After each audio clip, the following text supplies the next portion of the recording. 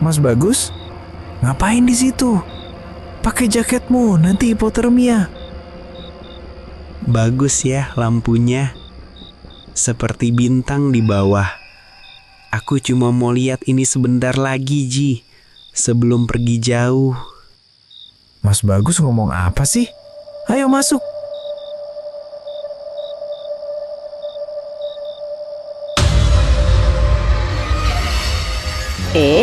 Sebelum lanjut lihat hantunya yang makin absurd, subscribe dulu dong. Dan nyalakan loncengnya. Biar tiap ada hantu baru, lo dapat notifikasi. Gratis kok.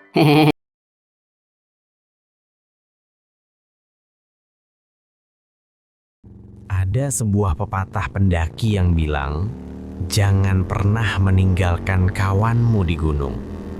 Tapi bagaimana jika kawanmu itu sebenarnya sudah meninggalkanmu jauh sebelum pendakian dimulai? Awal 2021, Aldo menghubungi saya. Dia mau merencanakan Triple S. Di grup WhatsApp muncul satu nama, Bagus. Sosok yang pendiam, berkumis, tapi sangat setia kawan.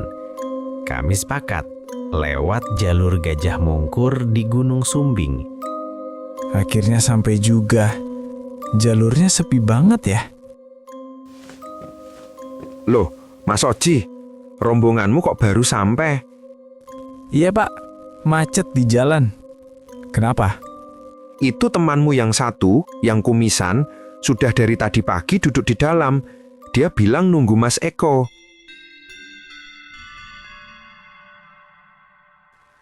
Sesampainya di base camp, firasat saya mulai tidak enak. Gus, gila kamu. Lewat mana bisa sampai duluan? Nggak nyasar? Aku lewat jalan pintas kok. Sudah janji kan kita mau muncak bareng? Hati saya ganjil. Jalur ini baru, belum ada di Google Maps. Mas Bagus belum pernah ke sini. Bagaimana mungkin dia sampai duluan? Saat itu saya hanya berpikir dia lewat ojek atau jalur lain. Saya tidak tahu jalan pintas yang dia maksud adalah sesuatu yang tak masuk akal. Ayo, makan Gus, biar ada tenaga. Iya kok. Malam itu kami makan nasi megono bareng-bareng. Bagus cuma makan beberapa suap. Gerakannya lambat, seperti robot. Wajahnya kusam sekali di bawah lampu neon.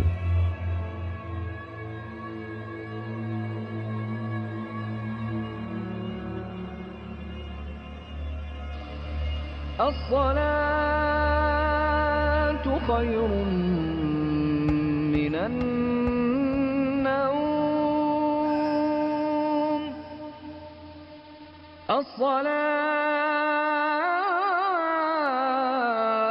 Paginya, saat wudhu di pancuran bambu, saya sempat terpaku. Air mengucur deras ke tangannya, tapi kulitnya tetap kering, seolah air itu menolak menyentuh raganya. Saya mengucak mata, mencoba berpikir itu hanya kantuk. Namun setelah sholat, saya tidak melihat Bagus di masjid. Hati saya bertanya-tanya, tadi dia benar-benar ikut sholat atau tidak? Udara pagi terasa dingin dan bersih. Hutan di depan kami berdiri rapat, sunyi, seolah sedang mengamati. Sebelum melangkah masuk, kami berkumpul dan berdoa bersama. Semua menengadahkan tangan, menundukkan kepala, memohon keselamatan untuk perjalanan ke atas. Semua kecuali Bagus. Dia berdiri diam, kepalanya tertunduk, tapi tangannya tak terangkat. Wajahnya kosong, tanpa ekspresi.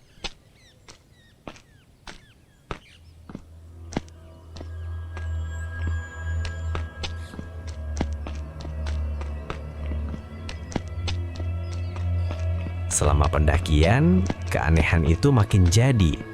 Aldo dan Adi sudah megap-megap kelelahan. Tapi Bagus Dia jalan stabil, tanpa peluh, dan tidak pernah terlihat minum.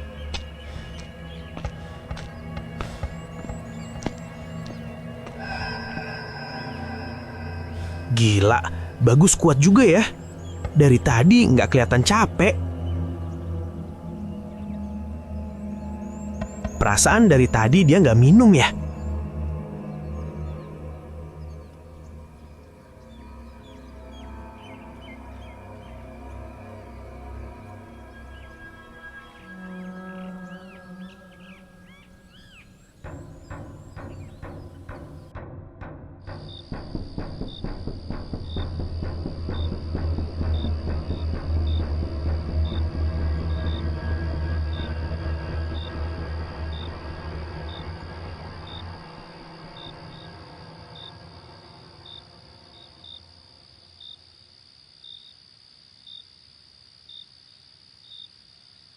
Sampai di campsite Watu Talang, saya buatkan dia air putih panas.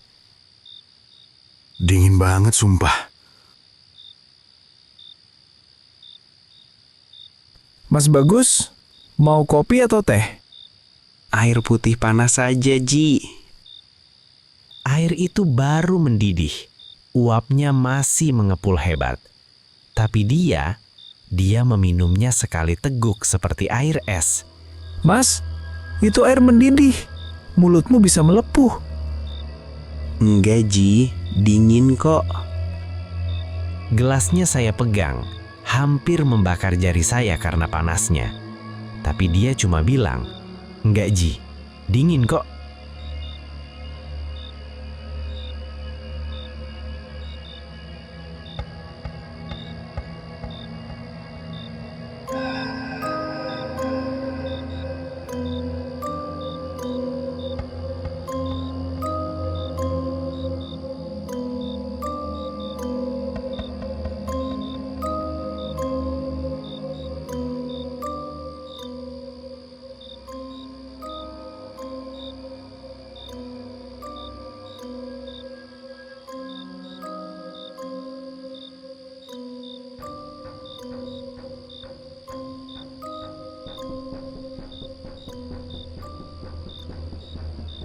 Tengah malam di Watu Talang, saya menemukan dia duduk sendirian di gerbang batu tanpa jaket.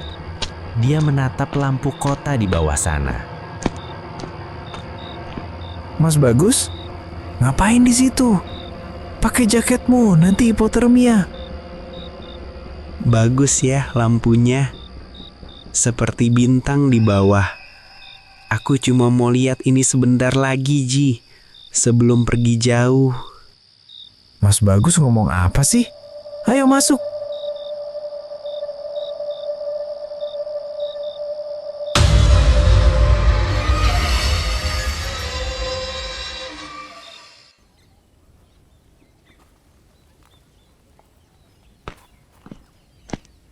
Pagi itu, sabana terbuka menyambut kami.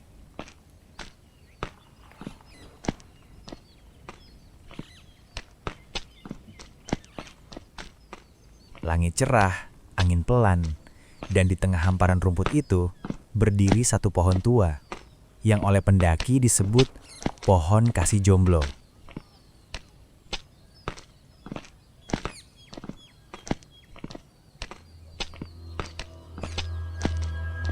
Seperti pendaki kebanyakan, kami berhenti, bercanda, dan mulai berfoto-foto.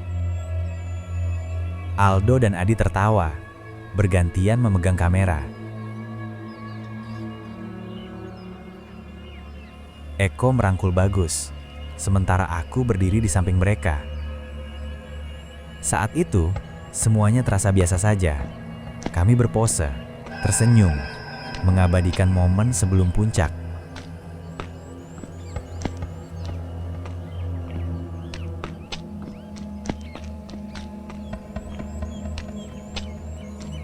Aku sempat menyapa Bagus, mengajaknya bercanda seperti biasa.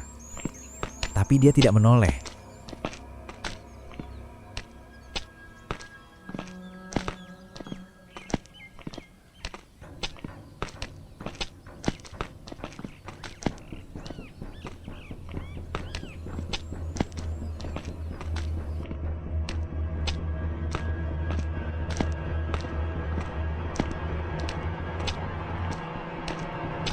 Puncak Sumbing pagi itu terbentang indah dan sunyi. Angin dingin berhembus pelan, langit cerah seolah memberi ruang bagi kami untuk menikmati puncak tanpa gangguan apapun. Aldo dan Adi berfoto ria, mengabadikan pencapaian yang sejak awal kami impikan. Ayo Gus, foto bareng buat kenang-kenangan Triple S. Kalian saja kok. Aku nanti saja. Perutku sakit sekali. Saat sinar matahari pagi menyentuh wajahnya, aku melihat sesuatu yang membuat dadaku sesak. Wajah Bagus tampak sangat pucat, putih seperti kertas. Bibirnya kering dan pecah-pecah, hampir tak menyisakan warna. Kenapa Mas perutnya? Rasanya seperti ditusuk-tusuk besi, Ji. Nyeri sekali. Kita turun sekarang ya. Aku bantu bawa tasmu. Nggak usah, Ji. Aku bisa jalan sendiri. Dia memegangi perutnya, menahan rasa sakit yang tak bisa dia jelaskan. Perjalanan turun terasa berbeda. Bagus berjalan paling depan. Langkahnya sangat cepat, seolah berlari. Namun gerakannya begitu halus. Tidak tergesa, tidak terengah. Seperti tubuhnya tak menyentuh tanah sepenuhnya. Setelah turun dari puncak, kami kembali ke tenda untuk berkemas. Namun, sejak tiba di Watu Talang, Bagus terlihat berbeda. Gus, santai saja. Mau kemana buru-buru? Kita makan dulu sebelum turun. Aku mau langsung pulang saja kok. Sudah ditunggu. Dia bergerak terburu-buru. Terlalu terburu-buru. Tangannya melipat tenda dengan kecepatan yang tidak wajar. Gerakannya rapi, tapi dingin. Seolah bukan kelelahan yang mengejarnya, melainkan waktu.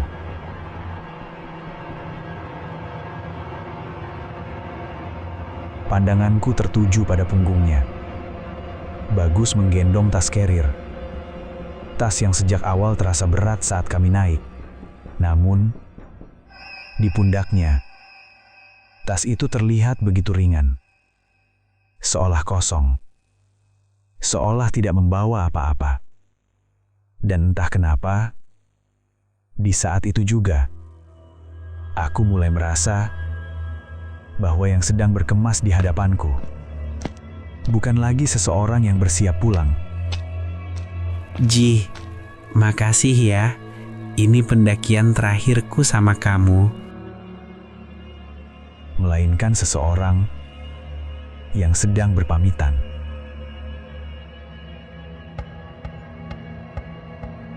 Bagus berjalan paling depan.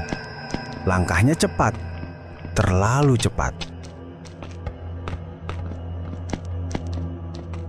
Dia melewati jalur turunan, melangkah di antara akar-akar pohon besar dengan gerakan yang anehnya terasa ringan. Seolah kakinya tidak benar-benar menapak tanah.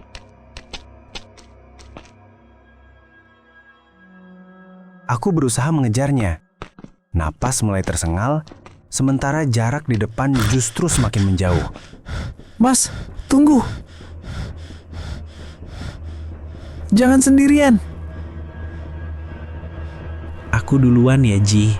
Badanku sudah tidak enak sekali.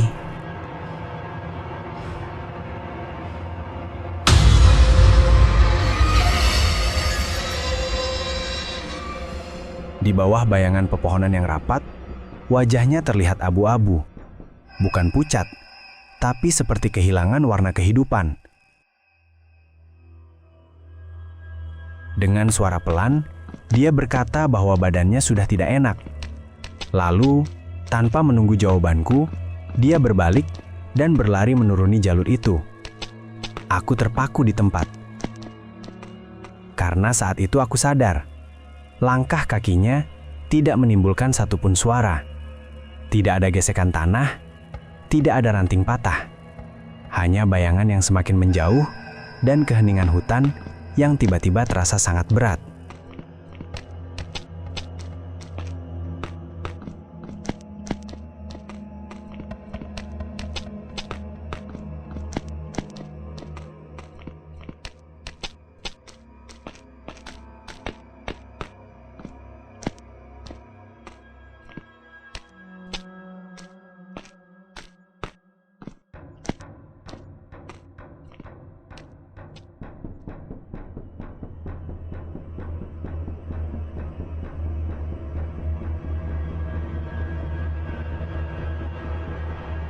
Sore itu, kami tiba kembali di base camp. Langit mulai redup. Udara terasa lebih berat dibanding saat kami berangkat pagi tadi. Hal pertama yang kami cari adalah motor bagus. Tapi, parkiran itu kosong. Adi menoleh ke arah kami. Suaranya mulai terdengar ragu. Tadi lu lihat nggak Bagus kemana? Motor Bagus nggak ada. Dia bertanya, apakah ada yang melihat Bagus turun lebih dulu? Aku menyapu pandangan ke sekeliling. Tidak ada. Tidak satupun tanda.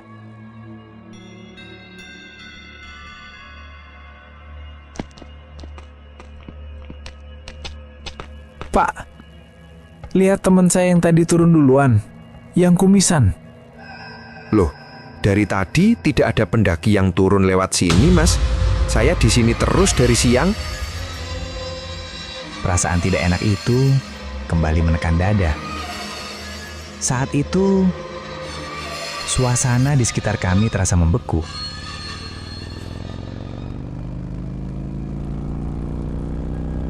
Malam itu, kami meninggalkan base camp dengan perasaan yang belum sepenuhnya bisa dijelaskan.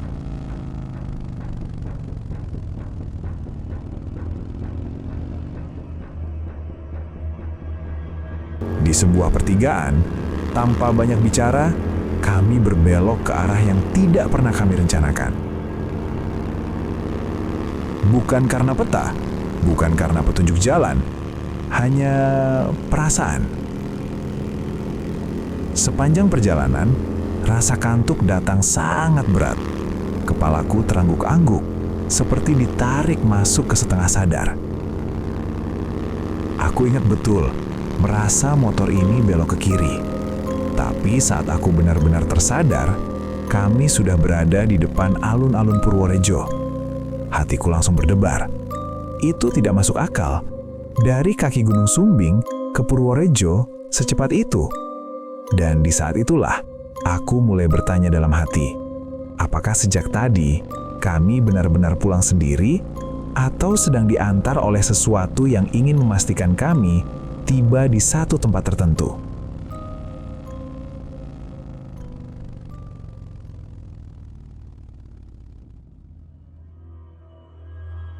Ji, itu rumah Bagus. Kenapa ramai sekali?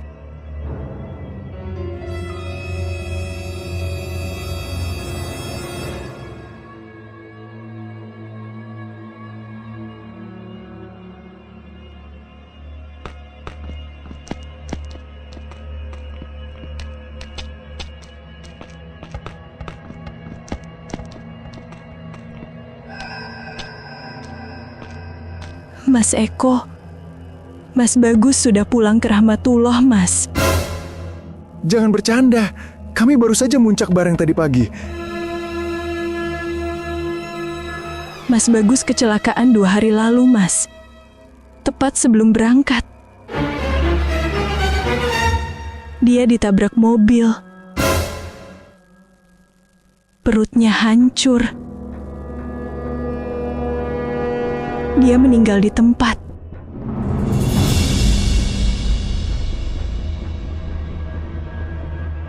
Kalian saja kok. Aku nanti saja. Perutku sakit sekali. Saat itu, aku menutup mulut. Kata-kata Bagus di puncak kembali terngiang. Tentang rasa sakit di perutnya, yang seperti ditusuk besi.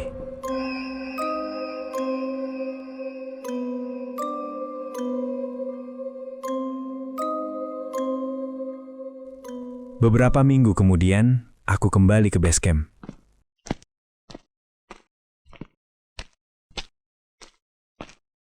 Aku membuka buku registrasi pendaki. Dan di sana, nama Bagus tertulis sendiri. Iya mas, dia sendiri yang nulis. Dan ini, KTP-nya masih di saya. Dia tidak ambil waktu pulang.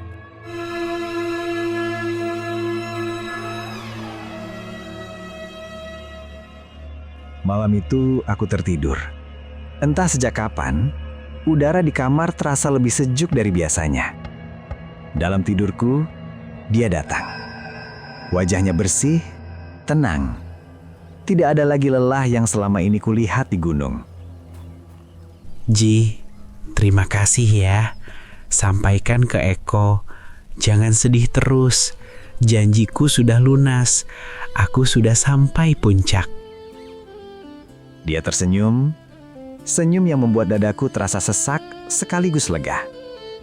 Kami berdiri di lereng gunung, diselimuti kabut putih. Lalu dia berbicara pelan. Saat aku terbangun, aku mengerti satu hal. Bagi sebagian orang, janji bukan sekedar ucapan. Bahkan maut pun tak mampu menghentikan seseorang yang pulang hanya untuk menepati janjinya.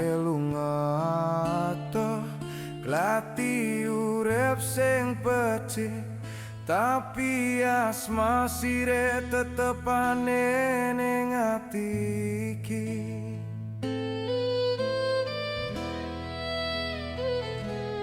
Nang rantau si